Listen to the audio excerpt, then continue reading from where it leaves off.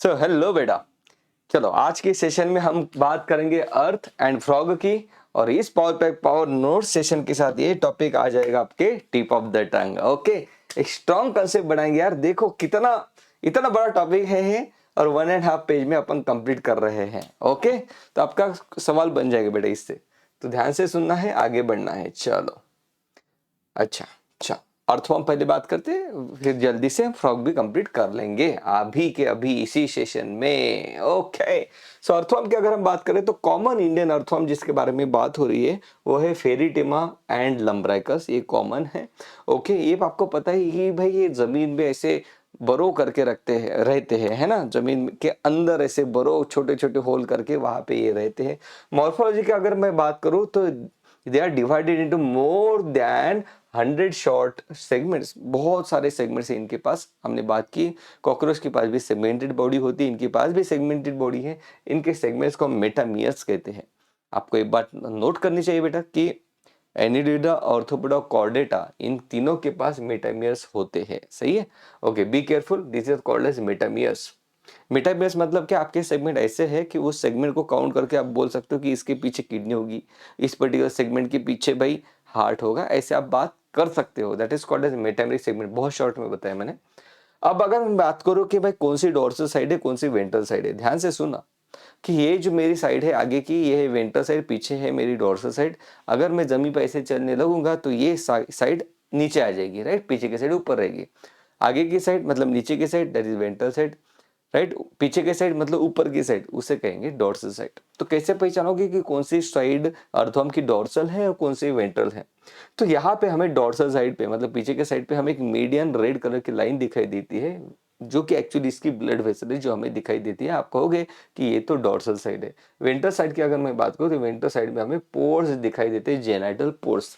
Mail genital पोर अलग होता है, फीमेल जेनाइटल पोर अलग होता है। उस कौन सा पोर किस तरीके से होता है वो भी हम बात करेंगे। ओके, अब इसका जो एंटीरियर एंड है, मतलब ये है इसका एंटीरियर एंड। एंटीरियर एंड पे मुझे यहाँ पे दिखाई देता है कि इसके पास माउथ है और प्रोस्टोमियम है। अब ये प्रोस्टोमियम क्या है भाई? माउथ तो समझ में आ गया कि माउथ से तो वो खाता होगा। प्रोस्टोमियम, स्टोमा मतलब भाई, स्टोमा का मतलब होता है माउथ। ओके, और प्रोस्टोमियम की बात हो रही है, मतलब समथिंग की भाई जो जो माउथ से भी पहले, it is called as prostomium. Okay, आप यहाँ पे देख रहे हो, ये है इसका माउथ। और ये माउथ के ऊपर एक टाइप की कवरिंग मुझे दिखाई दे रही है ना, एक टाइप से कवरिंग, जैसे आप कैप पहनते हो तो ये जो रहता है ना कैप का पोर्शन जो आगे निकल चुका है, that is called a prostomium. ये प्रोस्टोमियम क्या है? This is the covering of a mouth. बहुत इंपॉर्टेंट पॉइंट है ये। It opens the cracks in the soil. ये क्रैक को ओपन करने में मदद करता है। और इसका सेंसरी रोल भी, sensory, it is sensory in function. सही है। This is called a prostomium. Now अब इसका जो फर्स्ट बॉडी सेगमेंट है, ये जो फर्स्ट बॉडी सेगमेंट है जो माउथ के अराउंड है, मतलब स्टोमा के अराउंड है, it is called a peristomium. सही है। प्रोस्टोमियम अलग, प्रोस्टोमियम मतलब कवरिंग ऑफ अ माउथ। मैं बात कर रहा हूं first segment of this particular earthworm which is around the mouth called as peristomium. Stoma मतलब mouth. The first body segment it is called a peristomium which is the buccal segment. Segment 14 to 16। अब यहाँ पे count करते हुए जब यहाँ पे जब आप 14 to 16 इस पर्टिकुलर सेगमेंट के पास आओगे तो आपको ये दिखाई देगा, it is covered by the dark glandular tissue. Gland रहती है यहाँ पे कई सारी, जो कि कुछ सिक्रीशन सिक्रीट करती है। ओके, तो ये जो पोर्शन मुझे दिखाई दे रहा है, इस पोर्शन को हम कहते हैं क्लाइटेलम। इस पोर्शन को हम क्या कहते हैं? क्लाइटेलम। सही है। और ये जो ग्लैंड सिक्रीट करती है, क्या सिक्रीट करती है? ये ग्लैंड यहाँ पे एक्चुअली ककून बनाने की कोशिश करती है, ककून बनाती है बेटा। ककून क्या होता है उसके बारे में भी हम बात करेंगे। सही है। ओके भाई, now 4 pairs of स्पर्मेथिकल aperture, that is यहाँ पे हमें दिखाई देती है कि यहाँ पे जो सेगमेंट्स है उसमें 5th सेगमेंट से 9th सेगमेंट तक मुझे 4 स्पर्मेथिकल एपर्चर्स यहाँ पे दिखाई देते हैं। इसका क्या है क्या नहीं ये भी हम बात करेंगे। जेनेटल पोर कितने हैं? फीमेल जेनेटल पोर की मैं बात करूं तो सिंगल जेनेटल पोर इसके पास हमें दिखाई देते हैं, बिकॉज अर्थवर्म में बाइसेक्सुअल ऑर्गेनिज्म है। इसके अंदर मेल और फीमेल दोनों रिप्रोडक्टिव स्ट्रक्चर हमें दिखाई देती है। तो फीमेल रिप्रोडक्टिव स्ट्रक्चर का outer opening called as female genital pore, ये सिंगल ओपनिंग हमें दिखाई देती है। जैसे इनके साथ फीमेल इट इज वजाइना, इस तरीके से आप समझ लो। तो यहाँ पे फीमेल जेनेटल पोर का एक्सटर्नल ओपनिंग जो सिंगल है वो हमें 14 सेगमेंट पर लोकेटेड है, ऐसे दिखता है। और pair of a male genital pore ये 18 सेगमेंट पे लोकेटेड है। पेयर है मतलब 2 ओपनिंग आपको दिखाई देगी। सही है बेटा। ओके भाई, ओके, नाउ बढ़ रहे हैं आगे। नाउ अ सिंगल फीमेल, ये तो हो गया, hair like structure called as setae in each body segment except the first last clitellum function as a locomotory organ. देखो अब यहाँ पे जो अर्थवर्म है उसके पास हमें कुछ हेयर लाइक स्ट्रक्चर्स निकलते हुए दिखाई देते हैं। ओके, ये भाई सब क्यों नहीं चल रहा है यार? ओके, तो यहाँ पे क्या होता है कि हमें यहाँ पे कुछ हेयर लाइक स्ट्रक्चर ऐसे निकले हैं, अर्थवर्म से ऐसे दिखाई देते हैं जो कि इसको चलने में मदद करते हैं। ये आपको कहाँ पे दिखाई देंगे? ये आपको दिखाई देंगे फर्स्ट सेगमेंट पे से, फर्स्ट सेगमेंट से नहीं निकल रहे हैं, लास्ट सेगमेंट से नहीं निकल रहे, क्लाइटेरियम से नहीं निकल रहे। ओके, ये छोड़ के बाकी सभी सेगमेंट से आपको सीटी निकलती हुए दिखाई देती है। सही है। Numerous minute pores called as nephridiopores, यहाँ पे हमें कई सारे नेफ्रिडियोपोर्स दिखाई देते हैं। नेफ्री मतलब जाहिर सी बात है एक्सक्रीशन से कुछ लेना देना होगा, नेफ्रॉन जैसा वर्ड है ये। Nephridiopores open on the surface of the body, okay, and it expels out the nitrogen waste. देखो है ना, तो नेफ्रिडियोपोर्स से ये नाइट्रोजन वेस्ट को बाहर निकाला जाता है। तो आपको ये समझ में आया है अब तक कि भाई इसके पास सिंगल फीमेल जेनिटल ओपनिंग होती है, पेयर्ड मेल जेनिटल ओपनिंग होते, स्पर्मेथिकल 4 पेयर्ड स्पर्मेथिकल ओपनिंग्स भी यहाँ पे होते हैं, वो भी बात करेंगे कि क्या होता है। बेसिकली स्पर्मेथिका की अगर मैं बात करूं तो इसके बारे में हमने फीमेल कॉकरोच में भी पढ़ा था, जहाँ पे स्पर्म को स्टोर किया जाता है। हम यहाँ पे भी पढ़ेंगे कि यहाँ पे भी क्या स्पर्म को स्टोर किया जाता है, उसके बारे में भी हम बात करेंगे। सही है बेटा?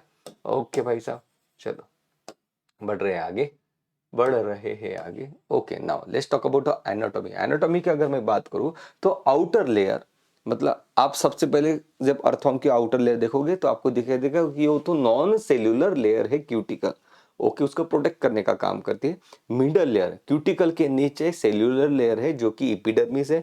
एपिडर्मिस बना है single layer of columnar epithelial cell से, सिंगल लेयर से बना है। Okay, which container sensory which container secretory gland cell, ये कई सारे सिक्रेशन अपने बॉडी पे सिक्रेट करते हुए रहते हैं। सही है। अब ये अपने आउटर लेयर को मॉइस्ट रखते हैं क्योंकि वहां से ऑक्सीजन का डिफ्यूजन मतलब गैसेस का डिफ्यूजन हो रहा है।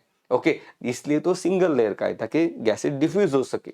ओके, वहीं पे हमें दिखाई देता है कि लॉन्जिट्यूडिनल सर्कुलर मसल्स भी हमें दिखाई देते हैं जिसकी मदद से ये मूव कर सकता है। उसके नीचे सबसे ऊपर नॉन सेल्यूलर क्यूटिकल लेयर, उसके नीचे एपिडर्मिस, और एपिडर्मिस के नीचे हमें सीलोमिक एपिथेलियम दिखाई देता है। एलिमेंट्री कैनल की अगर हम बात करें तो देखो एलिमेंट्री कैनल बहुत बड़ी है, इसकी बहुत लंबी है, इसको लंबी एलिमेंट्री कैनल लगेगी क्योंकि ये डिकम्पोज लीव्स को खाता है, खाते खाते खाते सॉइल भी खा लेता है। तो भाई प्रॉपर प्रोसेसिंग करने के लिए इसको बहुत लंबे एलिमेंट्री कैनल की जरूरत होती है। तो है इसकी, it runs between first to last segment of the body. Alimentary canal की मैं बात करूं तो यहाँ पे मुझे माउथ दिखाई दे रहा है, माउथ के बाद फेरिंग्स आएगा, फेरिंग्स के बाद इसोफेगस, इसोफेगस के बाद आपको पता है कि कॉकरोच में भी गिजार्ड था, यहाँ पे भी गिजार्ड है। गिजार्ड में क्या होता है, it is is function is to grind the soil particle को और डिकम्पोज लीव्स को ये ग्राइंड करता है। स्टमक की अगर मैं बात करूं तो स्टमक में हमें कैल्सीफेरस ग्लैंड्स दिखाई देती है which is present in the stomach and it न्यूट्रलाइजेज the humic acid present in the humus. Okay, तो ये बहुत इंपॉर्टेंट है बेटा कि यहाँ पे कैल्सीफेरस ग्लैंड्स हमें दिखाई देते। उसके बाद मुझे 15 सेगमेंट से ये दिखाई दे रहा है कि यहाँ पे इंटेस्टाइन शुरू हो रहा है, जो बहुत इंपॉर्टेंट सेगमेंट है वही मैंने दिया है। मैं बार बार रिपीट करता हूँ, आप मुझे व्हाट्सएप पे पूछोगे फिर से कि सर क्या सेगमेंट पढ़ने हैं, बिल्कुल पढ़ने हैं। फिर सर आपने तो दिए नहीं पावर नोट्स में, क्योंकि ये सबसे इंपॉर्टेंट सेगमेंट है जहाँ पे क्वेश्चन बनेगा। मुझे पता है आप सब कुछ लर्न करने के लिए जाओगे फिर किसी का भी जवाब नहीं आएगा तो फिर फायदा नहीं बनता है बेटा। ओके, तो मेरे ख्याल से एटलीस्ट इतने सेगमेंट आपको आना जरूर है तो क्वेश्चन बन जाएगा। सही है। इंटेस्टाइन की मैं बात करूं तो इंटेस्टाइन 15 सेगमेंट से शुरुआत हो रही है उसकी। A pair of a short conical intestinal caeca projects from the intestine on the 26 chrome. Actually जब ये इंटेस्टाइन 26 सेगमेंट पे अब आ चुका है तो वहां पे मुझे कुछ कोनिकल प्रोजेक्शन दिखाई देते हैं, उसे हम इंटेस्टिनल सिकी कहते हैं। Okay, characteristic feature of the intestine 26 segment के बाद क्या हो रहा है बेटा, यहाँ पे हमें दिखाई देता है कि इंटेस्टाइन जो है भाई उसमें हमें एक मीडियन फोल्ड दिखाई देती है। It is characterised by presence of intestinal medial fold on the dorsal wall called as typhlosole. It is called as typhlosole. इसका काम है कि एब्जॉर्प्शन एरिया को बढ़ाना। सही है। ओके, नाउ यहाँ पे एनसीईआरटी आपको ये बता रहे कि 26 सेगमेंट के बाद ये इंपॉर्टेंट है बेटा, टाइफ्लोसोल का क्या फंक्शन है ये पूछेगा आपको। ओके, तो यहाँ पे ये बता रहा है कि except the last 23rd and 25th segment, last 23rd and 25th segment छोड़ के बाकी आपको 26 सेगमेंट के बाद टाइफ्लोसोल दिखाई देगा, ये बात आप याद रखना। उसके बाद एनस आ जाएगा। ओके भाई, सर्कुलेटरी सिस्टम की मैं बात करूं तो ध्यान से देखना है, अगर हम एनिमल किंगडम वाइज जाएंगे तो हमें बीच में ही ये दिखाई दिया था एनिलिडा को बिलोंग कर रहा है। ये क्लोज सर्कुलेटरी सिस्टम शो करता है। ये रेड कलर का क्यों है? क्योंकि इसके पास हीमोग्लोबिन है। हीमोग्लोबिन कहाँ पे लोकेटेड है? ये प्लाज्मा में लोकेटेड है बेटा। ओके, आरबीसी के अंदर नहीं, it is not contain in the RBC. Very very important point, यहाँ पे एमसीक्यू बन सकता है। ये सभी एमसीक्यू के पॉइंट है। टाइफ्लोसोल क्या है, गिजार्ड क्या है ना, वो प्रोस्टोमियम क्या है, पेरिस्टोमियम क्या है, ये सभी इंपॉर्टेंट एमसीक्यूज है। अगर मैं बात करूं अर्थवॉर्म के, तो अर्थवॉर्म ये भाई इसके पास क्या लंग्स है? नहीं। Earthworm lack specialised breathing devices. Respiration exchange occurs to the moist body surface के थ्रू ये गैसेस का एक्सचेंज करते हैं। उसके बाद गैस आएगी, हीमोग्लोबिन पकड़ के बॉडी में डिलीवर कर देगा। कॉकरोच में ट्रकियल ट्यूब है रेस्पिरेशन के लिए, यहाँ पे ऐसा कुछ नहीं है। एक्सक्रीटरी अगर ऑर्गन की मैं बात करूं तो मुझे यहाँ पे कई सारे कॉइल्ड ट्यूब्यूल्स दिखाई देते हैं, जिसे हम नेफ्रिडिया कहते हैं। नेफ्रिडिया भी हम उसको डिवाइड कर सकते हैं सेप्टल, इंटेगुमेटरी एंड फेरेंजियल नेफ्रिडिया में। हालांकि इनके नाम अलग अलग है, बट स्ट्रक्चर वाइज ये सभी के सभी सेम ही है। सही है, बढ़ रहे बेटा आगे। नर्वस सिस्टम की मैं बात करता हूं तो नर्वस सिस्टम भाई it is represent by the ventral paired nerve cord. अपनी जो नर्वस सिस्टम है वो पीछे के साइड में लोकेटेड, इट इज डॉर्सल, इसकी है वेंट्रल, कॉकरोच की है वेंट्रल, और अपनी सिंगल है, इनकी डबल है, इट इज अ डबल, क्योंकि दो लॉन्जिट्यूडिनल नर्व्स गैंग्लियन को कनेक्ट करती हुई हमें दिखाई देती है। इतना याद रखना कि अपनी डोर्सल, इसकी वेंट्रल, अपनी सिंगल, इसकी डबल।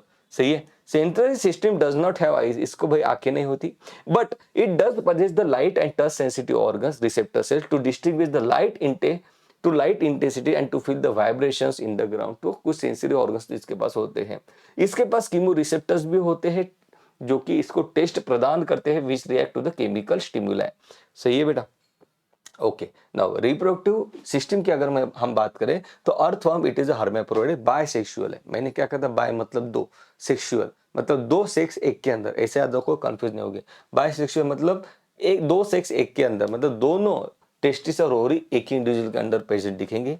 इसका जो स्पर्म का देखो पाथवे कैसे मूव होगा, टेस्टिस से स्पर्म को कैरी किया जाएगा वैज डिफरेंस द्वारा। वैज डिफरेंस प्रोस्टेटिक डक्ट को आके मिलती है, बिल्कुल सही बात है। उसके बाद ये जो कॉमन डक्ट होगी, it opens to the exterior by a pair of male genital pore. बाहर मेल जेनिटल पोर, हमने अभी देखा था कि मेल जेनिटल पोर तो पेयर्ड होते हैं। सही है। Now pore pairs of spermatic receive and store spermatozoa during the copulation in the form of bundles called spermatophore. Now अब ये जो स्पर्म्स है ये भाई बाहर भेज दिए जाएंगे जेनेटिक पोर्स के थ्रू। इसके बाद स्पर्मेथिकी के बारे में हमने बात की थी, हमने 4 स्पर्मेथिकी एपर्चर्स इसके पास रहते हैं। इस एपर्चर्स में से इन स्पर्म्स को अंदर लिया जाएगा और वहां पे स्पर्मेथिकी में स्पर्म को स्टोर किया जाएगा।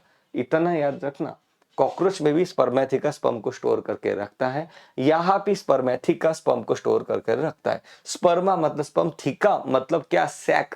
ओके, थीका मतलब sac, rounded sac, that is called spermatheca. बिल्कुल सही बात है। ओके, स्पर्मेटोफोर मतलब क्या? स्पर्म के बंडल बना के रखता है वो। Okay, that is called spermatophore. Ovary की अगर मैं बात करूं तो ओवरी से निकली ओवरिन फनेल, वो ज्वाइन हुई, बन गई ओविडक्ट। ओविडक्ट्स बाहर ओपन हुई सिंगल फीमेल जेनिटल पोर के थ्रू। तो सिंगल फीमेल जेनिटल पोर में बार बार बता रहा हूं, एग्जामिनर आपको यहीं पे डबल कर देगा, इस यहाँ पे एमसीक्यू बन जाता है। नाउ फर्टिलाइजेशन की मैं बात करूं तो देखो, दो अर्थों एक दूसरे के पास आते हैं। नाउ उसके बाद क्या होता है? Now they exchange the spermatophore during meeting. अब एक दूसरे के स्पर्मेटोफोर एक्सचेंज करते हैं, दो अर्थों एक दूसरे के पास आके खुद ही स्पर्म खुद के ओवरी को, खुद के ओवम को फर्टिलाइज नहीं कर रहा है। दो अर्थवॉर्म आएंगे, एक अर्थवॉर्म अपना स्पर्म इसको देगा, ये दूसरा वाला दूसरे के साथ दे देगा। कहां पे रखेगा? स्टोर करके स्पर्मेथिकी में स्टोर करके रखेगा। Secretion of the clitellum produces cocoon. फिर क्या होता है? ये जो क्लाइटेरियम हमने देखा था जहां पे ग्लैंड्स लोकेटेड होते हैं, वो सिक्रीट करने लगती है। उनके सिक्रेशन से यहाँ पे ककून बनने लगता है, इस तरीके से ककून बनने लगता है, इस तरीके से ककून बनने लगता है। अभी ककून से क्या होगा भाई? इस ककून से क्या होगा? ककून से ये होगा कि एक मतलब आप वो क्या कर रहे हैं ना, अपना घर बना रही है बेटा, एक तरीके से बच्चों के लिए। देखो यहाँ पे क्या हो रहा है, मैच्योर स्पर्म और egg cell are deposit in the cocoon. अब भाई दूसरे अर्थवॉर्म ने दिए हुए स्पर्म इसने स्पर्मेथिकी में स्टोर कर रखे, स्पर्मेथिकी के बाद वो क्या करेगा, पहले तो ओहम रिलीज कर देगा ककून के अंदर, उसके बाद स्पर्मेटोफोर रिलीज करेगा उस ओहम के ऊपर, मतलब फर्टिलाइजेशन बाहर हो रहा है बॉडी के। Okay, fertilisation development occur within the cocoon and thus the fertilisation external, very very important point. फिर 3 वीक के बाद यहाँ पे क्या होगा, छोटे छोटे बेबी वर्म बनते हुए आपको दिखेंगे। डेवलपमेंट कैसे भाई, development is direct, very very important point, direct development आपको दिखाई देता है। Okay, no larval stage is found, यहाँ पे एमसीक्यू बनेगा बेटा। ओके, अर्थवर्म को हम फ्रेंड्स ऑफ अ फार्मर भी कहते हैं।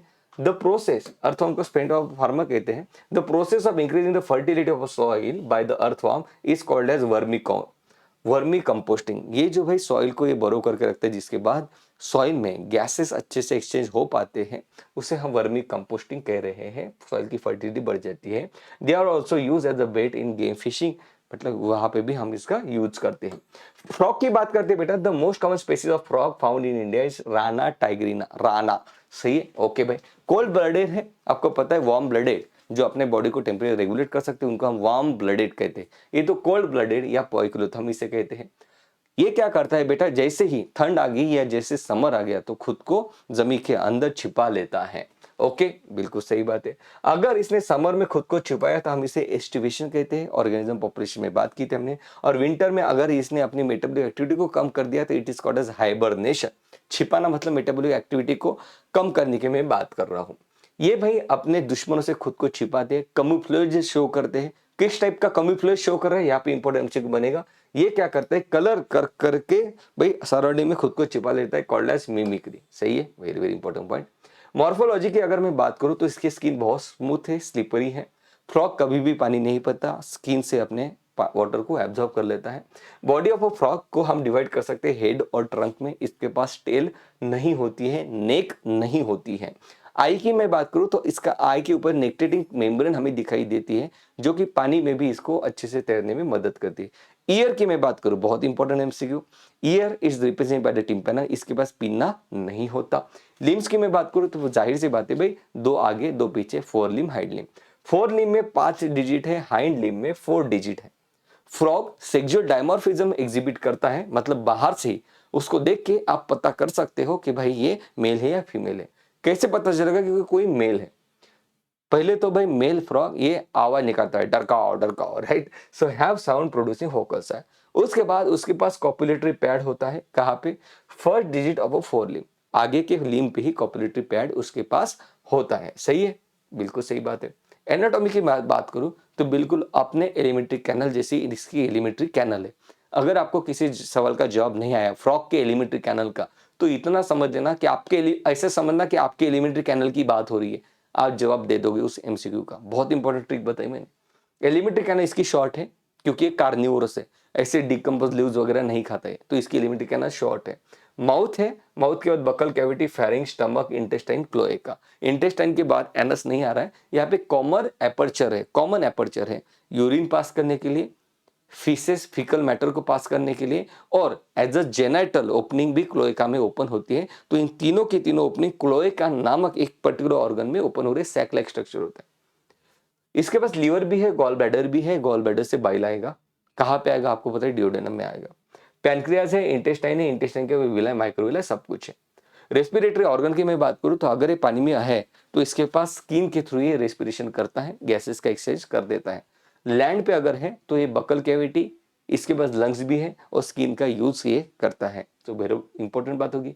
During aestivation and hibernation gases exchange takes place through the skin, बहुत इंपॉर्टेंट बात है। हाँ, यहाँ पे एमसीक्यू बनेगा कि ये स्किन के थ्रू एक्सचेंज करता है, गैसेस एक्सचेंज ड्यूरिंग एस्टिवेशन या हाइबरनेशन। सर्कुलेटरी सिस्टम की मैं बात करूं तो इसके पास क्लोज सर्कुलेटरी सिस्टम है। हार्ट 3 चैम्बर्ड है, हार्ट 3 चैम्बर्ड है, 2 एट्रिया 1 वेंट्रिकल, 2 एट्रिया 1 वेंट्रिकल है। हार्ट के कवरिंग को पेरिकार्डियम कह रहे हैं। स्पेशल वेनस कनेक्शन हमें यहाँ पे दिखाई देता है, जैसे ह्यूमस में दिखाई देते हैं, हमारे इसमें दिखाई दे रहा है लीवर और इंटेस्टाइन के बीच में कनेक्शन, जिसे हम हेपेटिक पोर्टल सिस्टम कहते हैं। हेपेटिक पोर्टल सिस्टम मतलब क्या, कोई भी ऑर्गन से जब ब्लड निकलता है तो उसको हार्ट के पास भेजा जाता है नॉर्मली, लेकिन इंटेस्टाइन से जो ब्लड निकलता है उसको लीवर के पास भेजा जाता है पहले, फिर लीवर उसको हार्ट के पास भेजता है प्रॉपर ट्रीटमेंट करा के। This is called as portal system. तो पोर्टल सिस्टम हमें इंटेस्टाइन और लीवर के बीच में दिखाई देता है इन केस ऑफ कॉकरोच, और पोर्टल सिस्टम हमें दिखाई देता है किडनी और lower part of the body in case of cockroach नहीं, sorry, in case of frog this is called a renal portal system. Haemoglobin भाई इसका आरबीसी के अंदर है। नोट करने वाली बात यह है कि आरबीसी इसके न्यूक्लिएटेड होते हैं, इसके अंदर न्यूक्लियस भी होता है। एक्सक्रीटरी सिस्टम की मैं बात करूं तो excretory system consist of kidneys, ureter, cloaca, urinary bladder. Male frog में 2 ureter act as a urinogenital duct which opens into the cloaca. Actually क्या हो रहा है बेटा कि इसके पास एक्सक्रीटरी सिस्टम में अपने जैसी किडनी है, यूरेटर है, क्लोएका है, ओके। लेकिन अब यहां पे कुछ इंपॉर्टेंट बात है, देखो एक्चुअली क्या हो रहा है बेटा कि इसका जो यूरेटर है, इसका यूरेटर यूरिनरी ब्लैडर में ओपन नहीं होता है। आप यहां पे देख रहे हो ना, यहां पे देखो, सो यहां पे ये है किडनी, किडनी से आया यूरेटर बेटा, और यूरेटर से जो आ रहा है, यूरेटर से जो यूरिन लेके आ रहा है वो क्लोएका में ओपन हो रहा है, okay, this is a cloaca, okay. तो ये बहुत इंपॉर्टेंट बात है। और दूसरी बात क्या है कि इसका जो स्पर्म है वो भी यूरेटर लेके जाता है, तो इसकी यूरिन और स्पर्म दोनों को यूरेटर ही लेके जाता है, और वो क्लोएका में ओपन होता है, यूरिनरी ब्लैडर में नहीं। देखो यहाँ पे क्या बात हो रही है, in female the ureter, अच्छा, ureter open into the cloaca, not in the urinary bladder in case of male. In case of female the ureter and oviduct open separately into the cloaca. अगर यही female की मैं बात करूं तो हमें ये दिखाई देगा कि यूरेटर और ओविडक्ट सेपरेटली ओपन हो रहे हैं क्लोएका में, जबकि मेल्स में यूरेटर यूरिन को भी कैरी करे, स्पर्म को भी कैरी करे। Be careful, the frog excretes ureter and thus it is a ureotelic animal अपने जैसा। नर्वस सिस्टम में मैं बात करूं तो इसके पास सेंट्रल नर्वस सिस्टम है, पेरिफेरल नर्वस सिस्टम है, ऑटोनॉमिक नर्वस सिस्टम है। 10 पेयर्स ऑफ क्रैनियल नर्व्स है, ब्रेन क्रैनियम के अंदर लोकेटेड है। ब्रेन को हम डिवाइड कर सकते हैं, fore brain, mid brain and hand brain. Fore brain में इसके पार्ट्स है olfactory lobe, paired cerebral hemisphere and unpaired diencephalon. Be careful. Mid brain it is characterised by the presence of optic lobe. Yes. Hind brain की मैं बात करूं तो hind brain में हमें सेरेबेलम, मेडुला ऑब्लोंगेटा दिखाई देता है। The medulla oblongata passes out through the foramen magnum, medulla oblongata foramen magnum, ये क्रैनियम की ओपनिंग है, वहां से बाहर आ जाता है in the form of spinal cord, medulla oblongata, और उसके बाद वर्टिब्रल कॉलम के अंदर स्पाइनल कॉर्ड इसका कंटिन्यू हो रहा है। सही है, ओके भाई साहब। सेंस ऑर्गन की मैं बात करूं तो organ of touch, organ of smell, vision, hearing, सबके लिए इसके पास सेंसरी ऑर्गन है, ओके भाई साहब। एंडोक्राइन ज्ञान की मैं बात करूं तो बड़ी बड़ी ग्लैंड सभी के सभी इसके पास है, थायराइड, पैराथायराइड, पिट्यूटरी, एड्रिनल, ये सभी ग्लैंड इसके पास है, थाइमस ग्लैंड भी है। यहाँ पे एमसीक्यू नहीं बनेगा, ओके। एमसीक्यू जहां जहां पे बन रहा है मैं बता रहा हूं आपको। रिप्रोडक्टिव सिस्टम की मैं बात करूं तो स्पर्म टेस्टिस में प्रोड्यूस होंगे, स्पर्म को बाहर लेके जाए, मतलब कौन कैरी करेगा, वैस एफरस। अब वैस एफरस देखो क्या करता है, वैस एफरस इसके किडनी में जाता है, किडनी में बाइडर्स कैनल है, ओके। तो बाइडर्स कैनल के बाद ये जो स्पर्म है ये यूरेटर में भेजे जाते हैं, ओके। सो देखो vas efferens opens into the Bidder's canal in the kidney. Important feature, Bidder's canal किस में दिखाई देता है, फ्रॉग में, अर्थवर्म में, कॉकरोच में, अर्थवर्म में भाई। Bidder's canal it is found in a kidney, Bidder's canal communicates with the ureter. Bidder's canal के पास स्पर्म गए, बाइडर्स कैनल के बाद स्पर्म यूरेटर के पास चले गए, तो यूरेटर भाई किडनी से बाहर आ रहा है तो दो चीजें लेके आ रहा है, यूरिन और sperm in case of male. Ovary की मैं बात करूं तो ovaries are situated near kidney, okay. Female के बारे में there is no functional connection with the kidney. यहाँ पे जानबूझ के एनसीईआरटी ने बताया कि जैसे स्पर्म और यूरेटर कनेक्ट हो गए, ओके, ऐसे इसका नहीं होता। इसकी ओविडक्ट सेपरेटली ओपन होती है यूरिनरी ब्लैडर में, और इसका यूरेटर सेपरेटली ओपन होता है क्लोएका में, सॉरी, क्लोएका में सेपरेटली ओपन होता है। सही है, there is no functional connection with the kidney. A pair of oviduct arising from the ovaries opens into the cloaca separately. सही है, very very important point. Now fertilisation की मैं बात करूं तो फर्टिलाइजेशन एक्सटर्नल है, फीमेल अपने अंडे दे देगी, उसके बाद स्पर्म जाके अपने स्पर्म रिलीज कर देगा, मेल जाके स्पर्म रिलीज कर देगा। डेवलपमेंट इन्वॉल्व्स लार्वा से, इसमें लार्वा स्टेज दिखाई देती है, जिस लार्वा को हम टैडपोल कह रहे हैं।